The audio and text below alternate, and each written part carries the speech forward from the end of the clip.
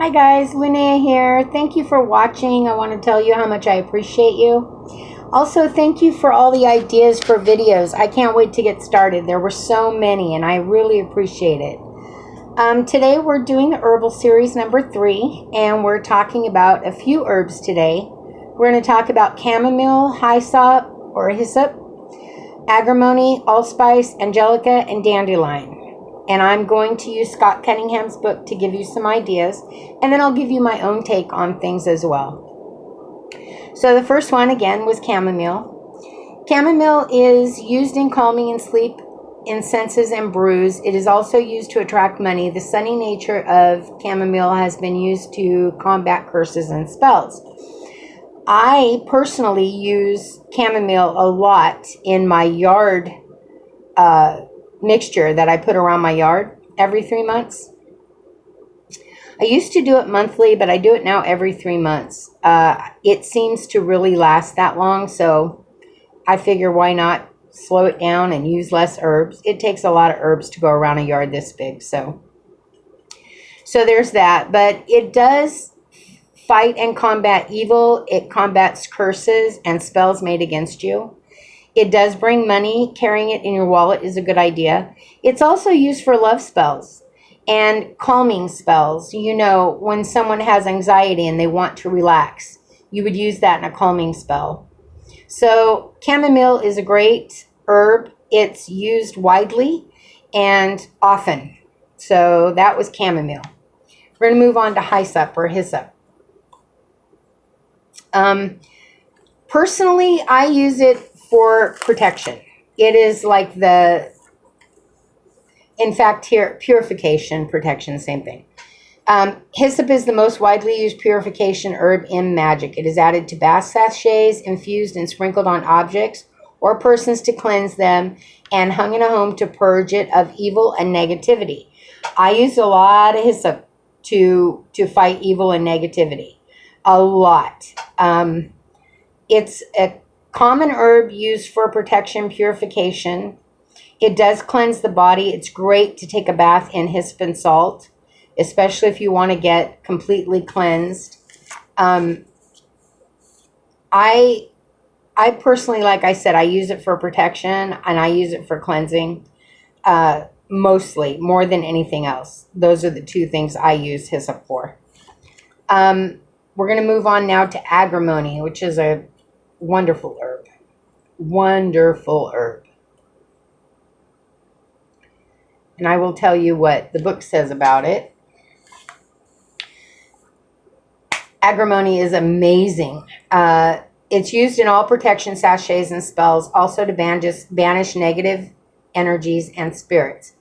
It protects against goblins, evil, and poison. Agrimony is also long used to reverse spells sent against the magician. It not only breaks hexes, it also sends them back to their hexer.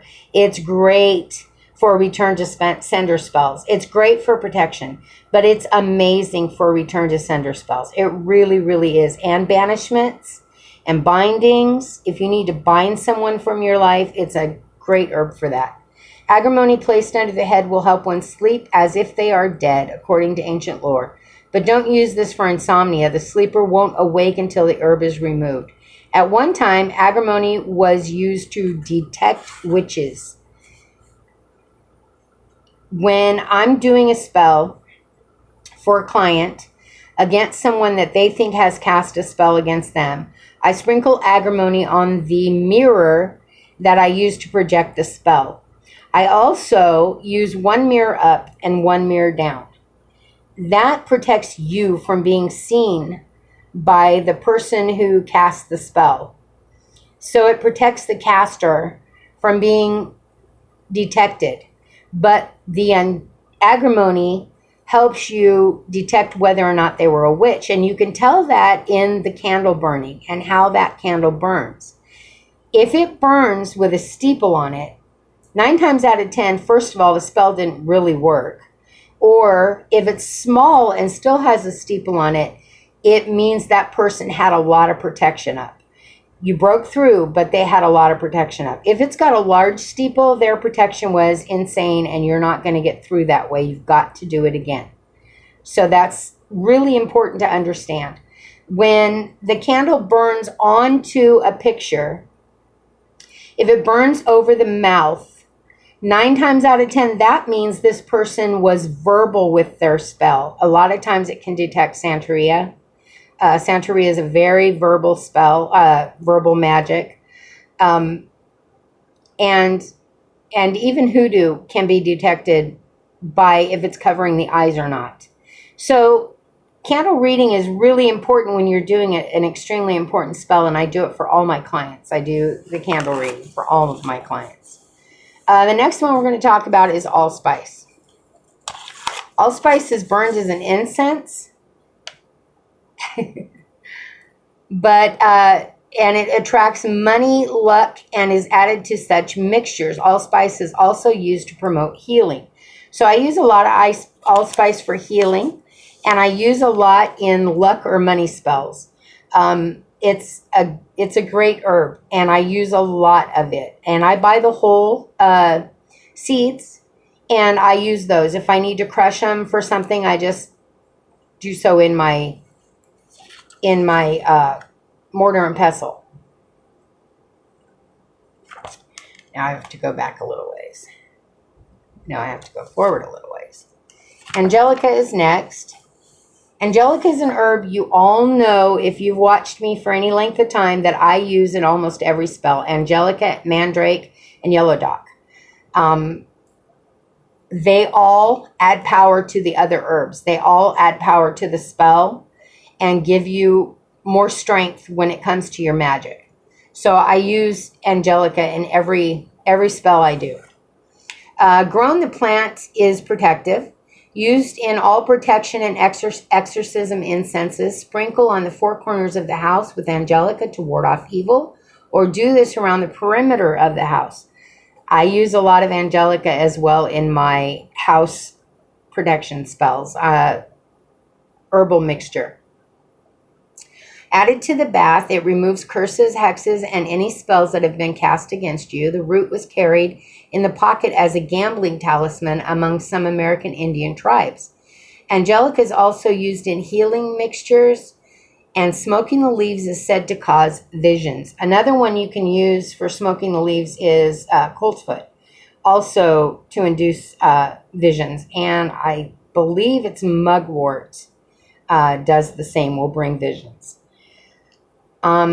Next, we are going to talk about dandelion. I love dandelion. I use it in a lot of spells. I use it every time I do divination. I use it for wishes and definitely for calling spirits. I use it when I work with my ancestors a lot.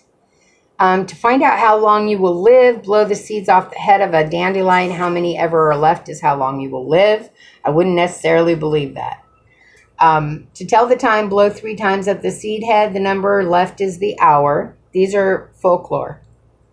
The root, when dried, roasted, and ground like coffee, is used to make a tea. The infusion will promote psychic powers. The same tea steeping and placed by the bed will call spirits. To send a message to a loved one, blow at the seed head in his or her direction and visualize your message. Dandelion buried in the northwest corner of the house brings favorable winds. Dandelion is great to use for calling spirits. I use it with my ancestors, juniper with my ancestors, and a little pennyroyal. There are some other herbs I use, but those are the ones that I use the most of. I crush the juniper. I burn this as an incense when I'm working with my ancestors or spirits of any sort. Dandelion is great for that. It's also amazing for divination. I use it before I do readings. I use it in a tincture that I have made. And we're going to talk about tinctures in some future videos. I got a lot of ideas from my viewers, and I thank you for that. I love you to pieces for sharing with me some ideas that you'd like to hear about. So I'll read you a little list of what we're going to be covering in the next few months or weeks.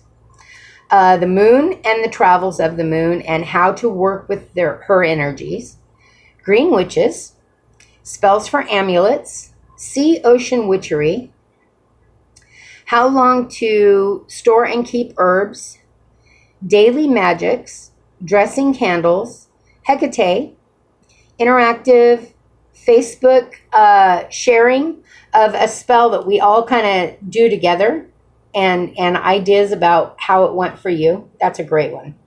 We're going to talk about oils, most effective banishing and protective spells, altar, the ancestor altar, working with the ancestors and when you should not, the wheel of the year and how I celebrate, tinctures, as I said, house spirits. I got one asking for servitors, the good and bad in creating and working with them. And I'll be honest with you right up front, I don't know a lot about it. The most I use of something like that is my lodestones. And I can attest to the greatness of using those. I can tell you they're a magical, magical stone. Every witch should have a pair of lodestones, a male and a female, and every witch should work with them on a very regular basis. They are extremely helpful, and in bringing things to you, in showing you things, they're just I can't say enough about lodestones. We're going to talk about herbal recipes and mixtures for various purposes, mirror magic. I have never touched on that. Circle groups and tarot. Those are the subjects we've got coming up in the next few weeks. So I hope you stay tuned. I hope you're interested in learning some of these things. And if you have any other suggestions, please, please, please, please leave them in the comments. We are going to continue the herbal education or herbal series. And this is number 3. We're going to do number 4 next Tuesday. Every Tuesday I will do herbs and their uses and their folklore and that type of thing, and what I use them for.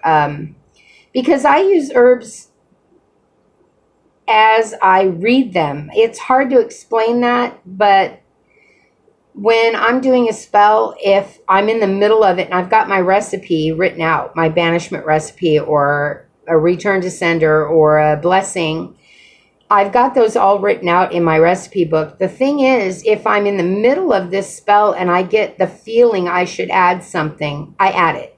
I add it because I do my best to believe my instincts and my intuition. And 9 times out of 10, I'm very lucky that the spells are extremely successful. Probably more like 9 times out of 9.9 times. I'm very successful with my magic, and I think a lot of it is the intuition I use and the fact that I continue my education. I study all the time, and I learn new techniques and I learn new ingredients as often as I can, because I want to be successful in what I do, and I want to be powerful, and I want to have the knowledge behind it. So I don't want to tell you guys just my instincts and what I use herbs for myself. I want to give you the ideas that are in the book, because Scott Cunningham's Encyclopedia of Magical Herbs is an amazing reference and a great place to start. If you don't have that book and you are interested in herbs, I suggest you quickly get it. It's extremely helpful, and especially when you're starting out. It's got a lot of detail, as you've heard. So I highly recommend it.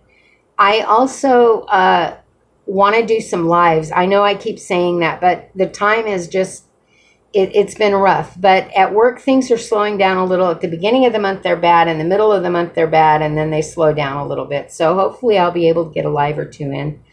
I miss you guys. I love our chats. And maybe very soon I can get a live in. I want to say maybe tonight, but I don't want to promise anything. But hang in there. Know that you're loved. Know that you're very, very divine and sacred beings of light and love. And I think of you often. I am so happy for the ideas. Thank you so much. And thank you so much for watching me. It means the world to me that you're interested and that you follow me. And I love you guys with everything in me. Please have a blessed week.